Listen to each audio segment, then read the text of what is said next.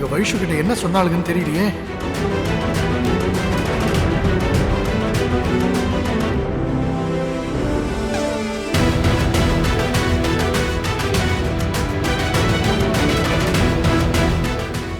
ஐயோ, வைஷு வேற டென்ஷனா இருக்கா.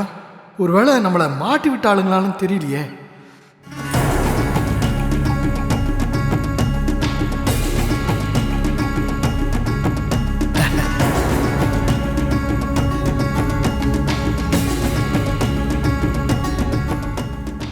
விசாரணை முடிஞ்சுதா? அவங்க 2 பேரும் என்ன சொன்னாங்க?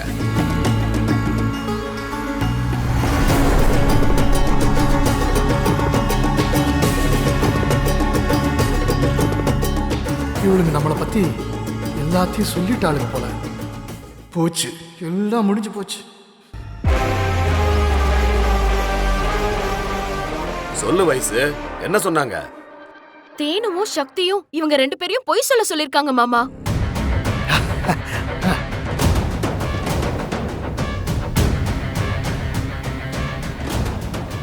நான் தான் அப்பவே சொன்னேன்ல, நீ தான் தென்னரச நம்பல, அவரை சந்தேகப்பட்டுட்டே இருந்த. இப்ப என்னாச்சு பாத்தியா? ரேஷோ, உனக்கும் தென்னரசும் கல்யாணம் நடக்கூடாதுன்னு தான் இவங்க 2 பேரும் தடுக்க பார்த்தாங்க. ஏமா, நீங்க சொன்ன பொய்யினால 2 பேருடைய வாழ்க்கையும் வீணா போக பார்த்துச்சுல்ல. சாரி சார், தெரியாம சொல்லிட்டோம். இனிமே இந்த மாதிரி பொய் சொல்ல மாட்டோம். தென்னரசு, இவங்களுக்கு என்ன தண்டனை கொடுக்கலான்னு சொல்லு.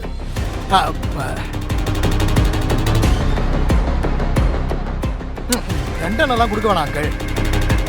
இவங்க உண்மையை ஒத்துக்கிட்டாங்கல்ல, அதுவே போதும். இவங்களை மன்னிச்சு விட்டுலாம். என் மாப்பிள்ளைக்கு தங்கமான குணம், அதான் உங்களை மன்னிச்சு விட சொல்றாரு. 2 பேரும் கிளம்புங்க.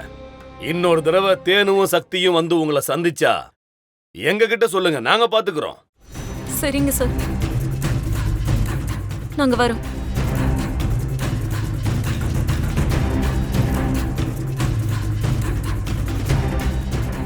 பரவாயில்ல, நான் சொன்னதை சொன்ன மாதிரியே சொல்லியிருக்காளுங்க.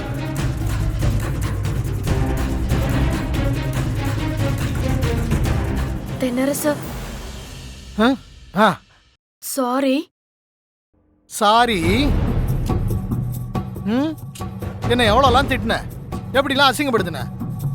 இப்படி ஒரு வாரத்தில் சாரி சொல்லிட்டா போதுமா? அன்னைக்கு அவங்க சொல்லும் போது ரொம்ப உண்மையா இருந்தது, அதான் நான் உங்க மேல கோவப்பட்டுட்டேன். யாரோ 2 பேர் மேல வச்சிருந்த நம்பிக்கை என் மேல வைக்கலன்ற ஆதங்கம் தான் எனக்கு. மாப்பிள்ள, வைஷு சின்ன புள்ள, அவங்க சொன்னதை உடனே நம்பிட்டா. அதான் இப்ப சாரி கேட்டால, மன்னிச்சிருங்க. வைஷு தான் என்ன புரிஞ்சுக்காம சந்தேகப்பட்டா. அவ சந்தேகத்தை தீக்கிறதும் போக்குறதும் என் கடமை இல்லையா? அதைத்தான் நான் செஞ்சேன். மற்றபடி எனக்கு வைஷு மேல எந்த கோவம் இல்லைங்க. சொல்ல போனா வைஷு நான் அடிச்சா கூட எனக்கு கோவமே வராது.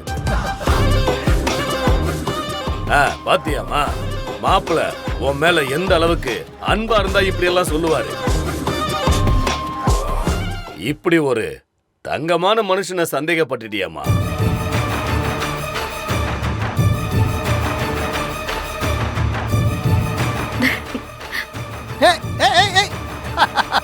அப்பா, இப்பதான் வைஷு முகத்துல சிரிப்பே வருது. நீ சிரிச்சதுக்கு அப்புறம் தான் மனசு நிம்மதியா இருக்கு. அந்த தேனு சக்தியும் இதே மாதிரி வேற யாரா 2 பேர்கிட்ட காசை கொடுத்து என்னை பத்தி பொய் சொல்ல சொன்னா நீ நம்புவியா? இல்ல இல்ல, இனிமே யார் வந்து உங்களை பத்தி தப்பா சொன்னாலும் நான் நம்ப மாட்டேன். இதுதான் எனக்கு வேணும். உங்களை பத்தி நான் தெரிஞ்சுக்கிட்டேன். இது போதும். அப்புறம் என்ன, கல்யாணத்துக்கு உண்டான வேலைலாம் நாங்க பார்க்க ஆரம்பிக்கலாம்ல? தாராளமா பாருங்க. கல்யாணத்துக்கு நான் பெரிய பிளான் எல்லாம் பண்ணி வச்சிருந்தேன். எங்க எல்லாம் வீணா போயிடுமோன்னு நினைச்சேன். ஆனா நல்ல வேலை, நீயே கல்யாணத்துக்கு சம்மதிச்சிட்ட. என்ன விஷயம், நாளையில இருந்து கல்யாணத்துக்கு ஷாப்பிங் போக ஆரம்பிச்சலாமா?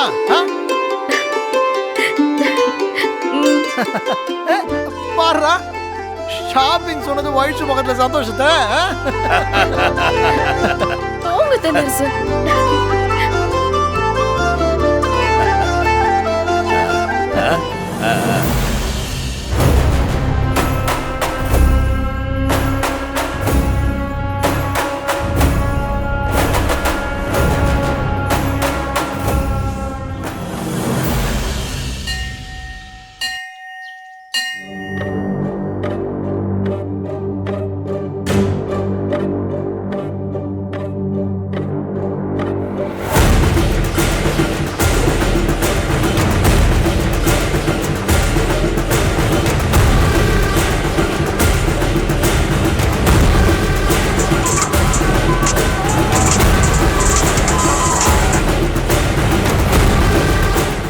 சொல்லுங்க சபரி, எப்படி இருக்கீங்க?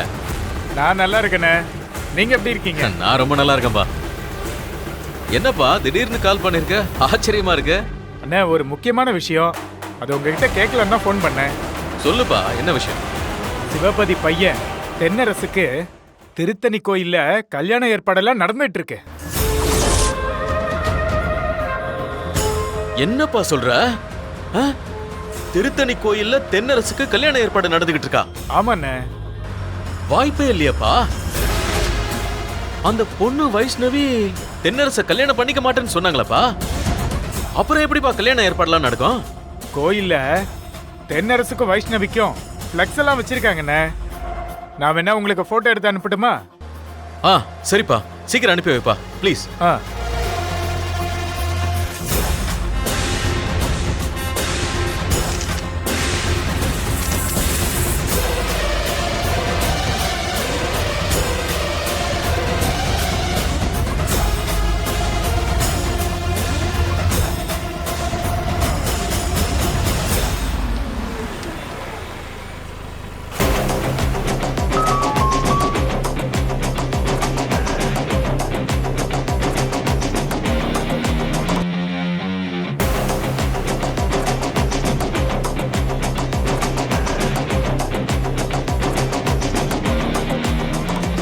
சபரி சொல்றதெல்லாம் நிஜம்தான் போல இருக்கு. எப்படி இந்த வைஷ்ணவி தென்னரச கல்யாணம் பண்ணிக்க சம்மதிச்சா?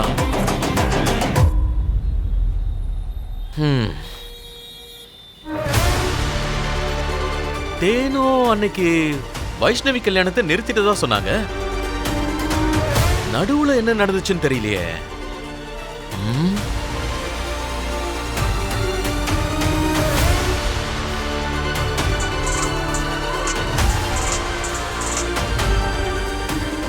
சொல்லுங்க சபரி. பாத்தீங்களா போட்டோவை? பாத்துட்டேன்பா. எனக்கு ரொம்ப அதிர்ச்சியா இருக்குப்பா. எனக்கு ஒரு சின்ன உதவி பண்றியா? சொல்லுங்கண்ணே. எப்பா உங்களுக்கு கல்யாணம்? என்ன ஒரு 9:30 மணிக்குண்ணே. 9:30? ஆமாண்ணே. சரிப்பா, 9:30 கல்யாணம்னா இப்ப மணி 7 ஆகுது. எப்படி அங்க நடக்கிற கல்யாணத்தை இவங்களால தடுத்து நிறுத்த முடியும்?